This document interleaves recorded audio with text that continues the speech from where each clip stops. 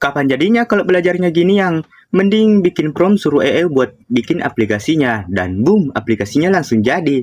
Yap, memang benar. Gue setuju sama dua pendapat dari abang ini. Yang pertama tentang kapan jagonya kalau kita belajarnya cuma modal AI doang. Karena materi yang diberikan oleh AI tersebut, apalagi ChatGPT itu kadang berantakan banget bisa dibilang ya. Karena dia itu nggak ngurut gitu loh. Dan penjelasannya juga susah kita pahami karena yang diberikan itu kayak langsung contoh aja gitu. Jadi kita itu nggak paham ini cara kerjanya kayak gimana dan apa yang terjadi kalau codingannya seperti ini gitu loh.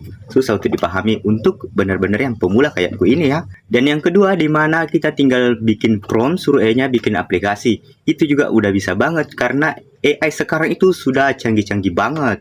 Nah, tapi pernah nggak sih kamu bayangin kalau suatu saat aplikasi yang hasil bikinan AI ini terjadi error dan kamu itu nggak paham cara kerja dari codingan yang diberikan oleh AI tersebut karena kamu itu nggak ada fundamental, nggak paham flow-nya dan tidak paham cara berpikir seorang programmer misalnya dan kamu itu tidak tahu problem solving-nya kayak gimana. Kalau kamu suruh AI untuk melakukan problem solving terkait codingan tersebut, bisa jadi jawaban yang diberikan itu malah ngalor ngidul. Nah, kayak suatu kasus yang pernah gue alamin, ini tuh hanya contoh kecil ya. Di mana waktu itu saya membuat codingan yang melakukan looping. Di mana masalah yang sebenarnya terjadi saat itu adalah suatu kode yang gue tulis itu nggak gue masukin di loopingannya.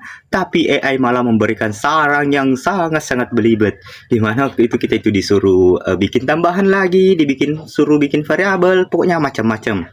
Padahal masalahnya itu simple banget kalau bisa gue bilang ya.